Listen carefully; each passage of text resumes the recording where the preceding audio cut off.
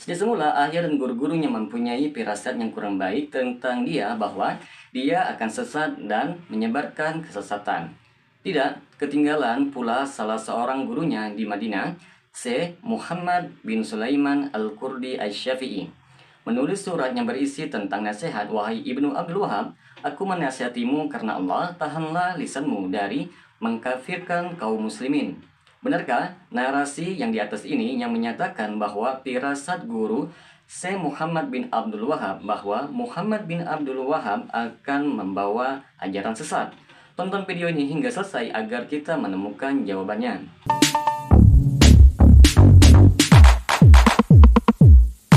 Assalamualaikum warahmatullahi wabarakatuh. Berjumpa lagi dengan saya Rio Mulyadi di channel Manhaj Dakwah. Pada episode kali ini kita akan membahas tentang firasat buruk guru Syekh Muhammad bin Abdul Wahab terhadap kesesatan Syekh Muhammad bin Abdul Wahab. Lagi-lagi kebohongan dan kesalahan telah dilakukan oleh ahli bid'ah. Apakah mereka mengira bahwa ucapannya ini hanya ringan begitu saja? Apakah dia tidak pernah berpikir tentang akibatnya? Di sini kita akan memberikan penjelasan tentang fitnah ini sebagai berikut, yaitu firasat gurunya. Ucapan ahli bid'ahnya menyatakan bahwa guru-gurunya mempunyai firasat yang kurang baik tentang Syekh Muhammad bin Abdul Wahab dan bahwa beliau akan sesat dan menyebarkan kesesatannya. Ini adalah omong kosong belaka sebab sejarah menjadi saksi bahwa beliau sangat dekat dengan para gurunya dan mereka pun memuji serta mengakui kecerdasannya.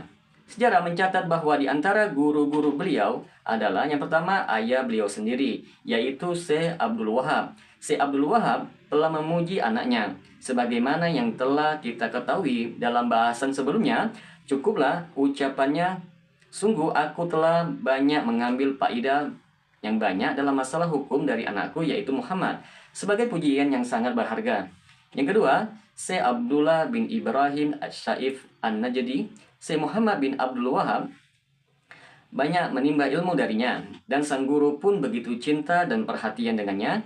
Syekh Muhammad bin Abdul Wahab pernah bercerita, "Suatu hari saya pernah di sisinya, lalu beliau bertanya kepada saya, 'Maukah engkau saya beritahu tentang senjata yang saya persiapkan untuk majma'ah atau desanya?' Saya menjawab, 'Ya.' Kemudian dia menyuruh saya masuk ke dalam rumahnya yang penuh dengan berbagai kitab yang banyak sekali seraya mengatakan, 'Inilah yang aku siapkan.' Syekh Abdullah bin Ibrahim juga memberikan kepada Syekh Muhammad bin Abdul Wahab ijazah dengan hadis yang masyhur musalsal bil awaliyah dari dua jalur. Yang pertama dari jalur Ibnu Muflih dari Syekhul Islam Ahmad bin Taimiyah hingga ke Imam Ahmad. Yang kedua dari jalur Abdurrahman bin Rajab dari Al-Alama Ibnul Qayyim dari syekhnya Syekhul Islam hingga ke Imam Ahmad. Sebagaimana beliau juga memberi ijazah semua sanad Syekh Abdul Baqi Al-Hambali berupa Sahih Bukhari yang bersambung sanadnya hingga Bukhari, Sahih Muslim dan kitab-kitab Sarah Bukhari, Sunan Tirmizi, An-Nasa'i, Abu Dawud, Ibnu Majah, karya-karya Ad-Darimi yang bersambung hingga penulisnya, Musnad Imam Syafi'i, Muwatta Imam Malik, Musnad Imam Ahmad dan sebagainya dari sahabat Syekh Abdul Baqi.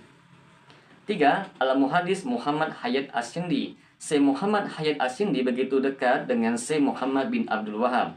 Bahkan beliau memiliki andil besar dalam mengarahkan Syekh Muhammad kepada tauhid yang lurus, memurnikan tauhid ibadah hanya kepada Allah semata, melepaskan diri dari belenggu taklid, dan menyibukkan diri dengan hanya Al-Quran dan As-Sunnah. Diceritakan bahwa suatu kali Syekh Muhammad bin Abdul Wahab pernah berada di hujra Nabi melihat orang-orang berdoa dan beristighosah, yaitu meminta pertolongan kepada Nabi Muhammad. Hayat melihatnya lalu mendatanginya. Syekh Muhammad lalu bertanya padanya, "Bagaimana pendapatmu tentang mereka?" Syekh Hayat menjawab dengan menukil firman Allah dalam Quran surat Al-A'raf ayat 7, "Sesungguhnya mereka itu akan dihancurkan kepercayaannya yang dianutnya dan akan batal apa yang selalu mereka kerjakan." Yang keempat, Al-Muhaddis Ismail Al-Ajluni. Syekh Ibnu Badran menceritakan bahwa para ulama hadis tersebut telah memberi ijazah kitab-kitab hadis kepada Syekh Muhammad bin Abdul Wahab. Yang kelima, Syekh Muhammad Al-Majmu'i. Beliau sangat dekat dengan Syekh Muhammad bin Abdul Wahab dan mencintainya sehingga beliau disiksa orang-orang Basrah karena kecintaannya tersebut. Setelah bukti-bukti ini, lalu kemudian ada orang yang mengatakan bahwa para gurunya berfirasat jelek kepadanya. Sungguh ini amat sangat lucu, membuat orang yang mengerti sejarah tertawa sendiri.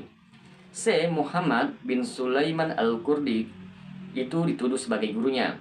Syekh Mas'ud An-Nadawi mengatakan dalam sebagian kitab disebutkan bahwa dia belajar kepada ahli hadis Madinah, Muhammad bin Sulaiman Al-Qurdi yang wafat tahun 1194 Hijriah, namun tahun dan keadaan menguatkan hal lain. Ditambah lagi dengan diamnya kitab-kitab sejarah yang menyebutkan hal itu.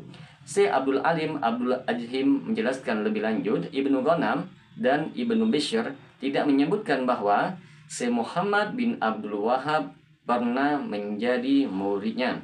Ini hanya disebutkan oleh Ahmad Jaini Dahlan, padahal kitabnya tersebut syarat dengan kesalahan dan kebohongan, hati pun tidak bisa menerima riwayat ini.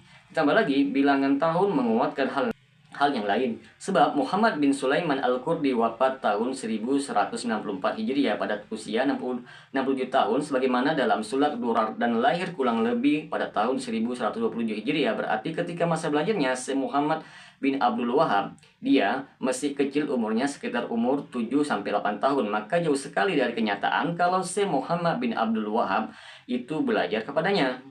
Semoga dengan sedikit penjelasan ini dapat memberikan manfaat kepada kaum muslimin sekalian. Assalamualaikum warahmatullahi wabarakatuh.